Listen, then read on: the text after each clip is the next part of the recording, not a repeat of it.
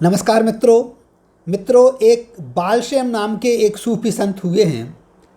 उन्होंने अपने एक शिष्य को धन देते हुए यह कहा कि यह लेकर के जाओ और किसी दरिद्र व्यक्ति को दे देना। वह शिष्य आगे बढ़ता है और उसके मन में एक बात ये आती है कि हमारे गुरु ने हमको यह धन दरिद्र व्यक्ति को देने को कहा है और उसे दरिद्र और गरीब का अंतर मालूम था।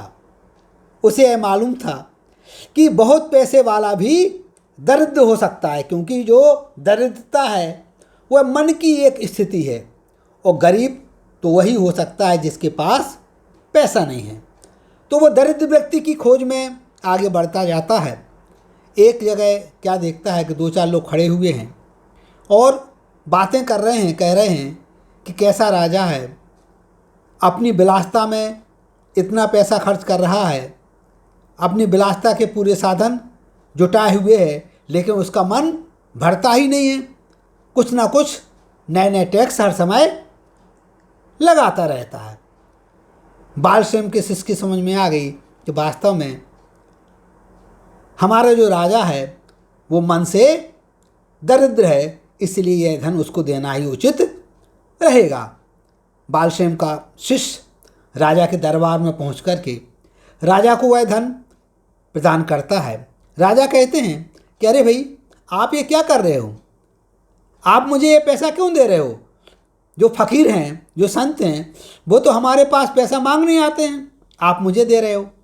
तो बालश्रम का वह शिष्य राजा के सामने सारी बात बता देता है कि हे महाराज, हमारे गुरु ने यह जो धन है एक दरिद्र व्यक्ति को देने के लिए कहा है। साथ ही साथ उन्होंने हमारे लिए यह भी बताया है कि दरिद्र कौन होता है और गरीब कौन होता है। राजा की समझ में बात आ जाती है। वो समझ जाता है कि वास्तव में मेरे पास सब कुछ होने के बावजूद भी मैं मन से संतुष्ट नहीं हूँ, और आना चाहिए और जुटाना चाहिए। ऐसा करते करते मैं विलासिता की ही जिंदगी केवल व्यतीत कर रहा हूँ। गरीब और दरिद्र का जो अंतर है वो राजा की समझ में आ जाता है।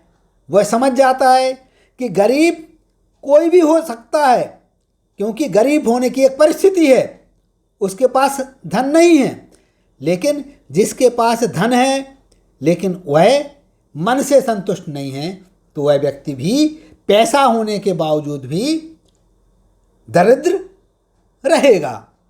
तो मित्रों, यह जो प्रसंग है, यह जो घटना है, यह हमें इस बात को दर्शाती है कि हमारे पास सब कुछ है, लेकिन यदि हम मन से संतुष्ट नहीं हैं तो हम दरिद्र ही माने जाएंगे। और वास्तव में हम लोगों ने ऐसा देखा है, आप लोगों ने भी ऐसा देखा होगा कि बहुतों के पास बहुत कुछ रहता है, लेकिन उनकी ज़िंदगी शांतिपूर्वक व्यतीत नहीं होती, क्योंकि वो संतुष्ट नहीं रहते हैं।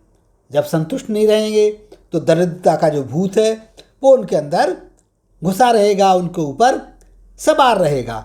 गरीबी का इलाज है, गरीब व्यक्ति धन कमा सकता है, लेकिन जो दरिद्र है, दरिद्रता का कोई इलाज नहीं है, क्योंकि जो दरिद्र होता है उसका मन कभी संतुष्ट नहीं होता है। तो मित्रों, हम गरीबी को तो दूर कर सकते हैं, लेकिन यदि हमारे ऊपर दरिद्रता का जो बोझ है वो लदा हुआ है, तो हम अपने अंदर से उसको निकाल करके एक सुकून भरी ज़िंदगी जिएं। नमस्कार, जय हिंद, जय भारत।